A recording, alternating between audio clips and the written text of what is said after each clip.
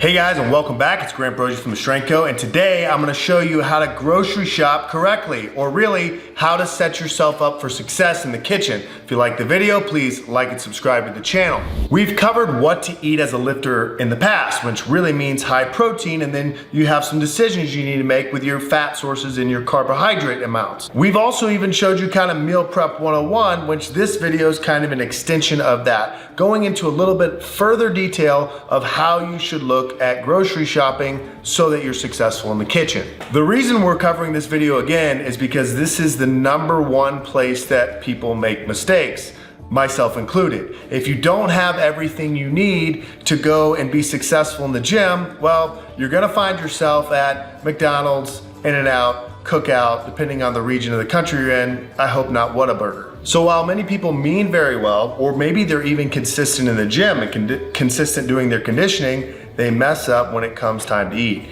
This is why I like to buy your protein sources in bulk. Now, you can see in front of you, I have lots of different meats. I have some salmon, I have some flank steak, I have some ribeyes here, and I just have some 88% ground beef, all purchased from Costco.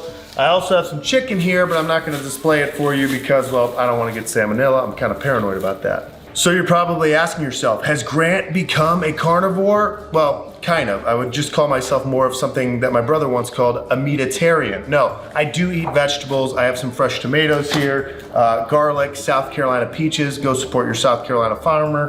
You have to have some of that stuff, but I do like to buy that more locally and each week. What I like to buy in bulk is your proteins. And the reason for that is, one, you can save some money, and two, you can just make this a very easy process. I'm gonna use my Food Saver vacuum sealer that you can also buy in Costco, and I'm gonna split this all up into portions for myself and my wife. So whatever that means for you, do it. When it comes to things like this, steaks, always cook 2. You can never go wrong.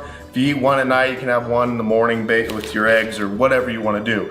But I like to portion it out and then put everything in the freezer, and then it's just a rotation game from freezer to fridge. You set yourself up for success. You're going to bed the night before, you take something out, you put it in the fridge. It makes it very easy. Then when it comes time to cook, all you have to do is pick some type of starch if you're gonna have one. Not saying you have to have one every meal, but keep some sweet potatoes, maybe some white rice handy. Maybe you're a rice cooker person. I prefer to cook it on the stovetop, but cook whatever your side's gonna be, pull out whatever fresh produce you have, and boom, you have a meal. And I promise you that if you do that, remember the rule, 80% of your meals, if you're compliant, then you'll have like 90 to 95% success, and you can still enjoy some pizza or whatever you're into on the weekends. So I'm gonna get to vacuum sealing. We'll show you the final product when we're all done. Okay, so first we're gonna start with the ground beef. Not to insult your intelligence, but I'll show you how to use this thing. This is 5.5 pounds of ground beef. Sometimes I weigh and measure. I don't think you need to all the time. So I'm just gonna kind of eyeball about 5 equal chunks, something like that. So we're looking for like, you know, a pound or so each. And then I'm gonna cut that down into 4, because when my wife and I make a meal, well, I might just leave this as 5. I probably will. Yeah, so I'll just leave it like that. I'll just flatten it out a little bit so it's gonna fit in my vacuum sealer a little bit better. I'm gonna take it down to 4. I think I can do this. Yeah. So we'll make 4 of what we assume, I don't know, someone do math. 5.5 pounds into 4, what is that, D? 1.3, check my math.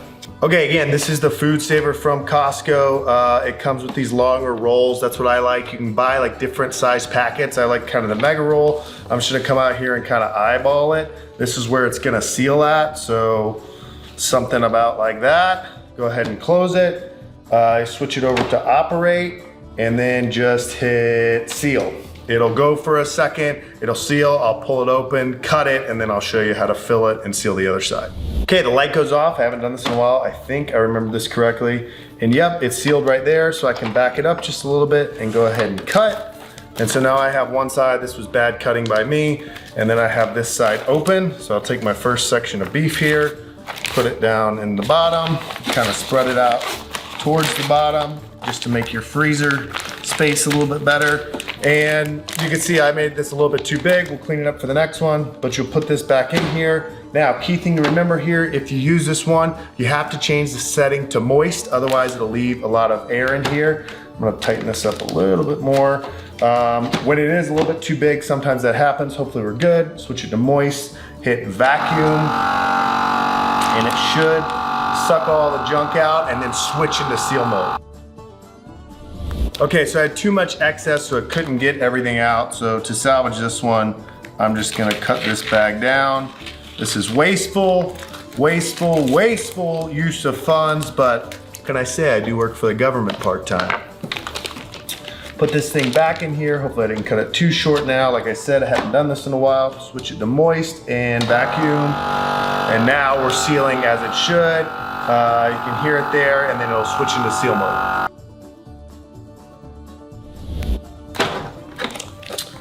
Okay, so there's your first one. Not actually perfect, but good enough. I'll probably just put this one in the fridge and cook it right away, but you get the idea. We'll turn this thing into a time lapse, start doing a whole bunch of stuff, and then show you what it looks like at the end.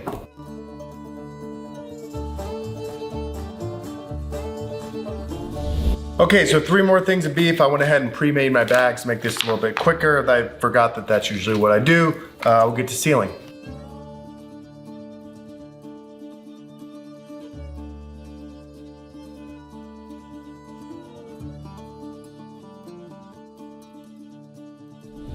Okay, ground beef's done. 1, 2, 3, 4, somewhere around a pound, 1.3, 1.5 pounds, whatever we decided that math worked out to be. Switching over to the flank steak, just 2 quick ones, and we'll go to salmon, ribeyes, and finish with the chicken.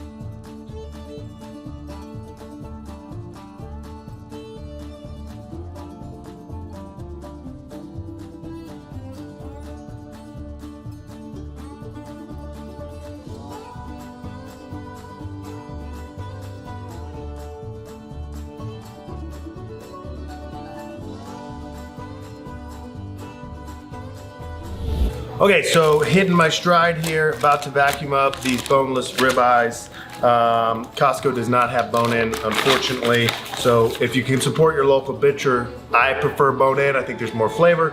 But I mean, look at this. Look at this. Look at this. I mean, plus we got flank steak, plus we got burger. Can you even imagine being vegan?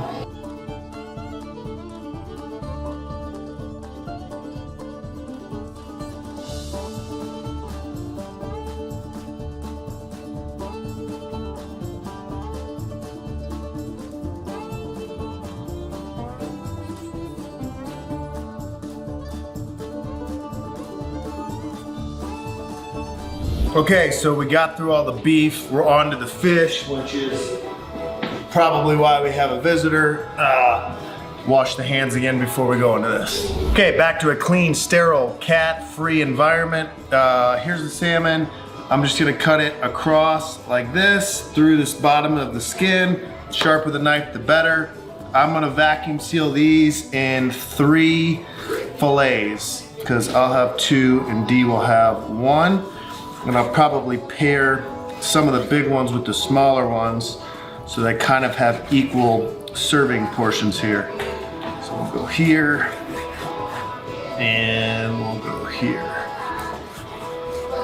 So 2, 3 smaller ones here, 3 larger ones here, and we'll do something like this and this. Yeah, anyway, you get the idea. Not perfect. Actually, I'll just grab some from here.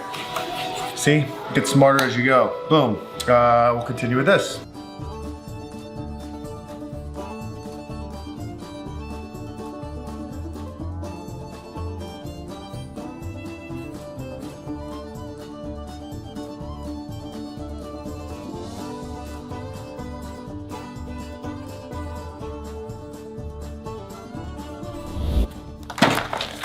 Okay, so that's the last of the salmon. We got all the salmon done, the ribeyes done, the flank steak done, the ground beef, we got it all, and it's on to the chicken. Now, here's a pro tip with the chicken.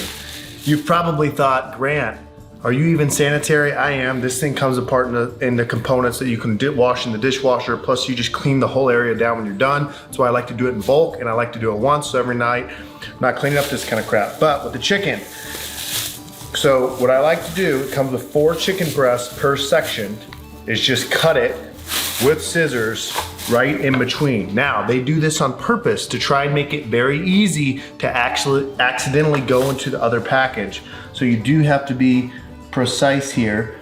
Take your time. Don't try and rip it like Grant of yesteryear, and just take your time, get through so that it separates. And now you don't have to vacuum seal it. The argument can be made that it would be a little bit better if you did. I don't like touching all that chicken. I think it's gross.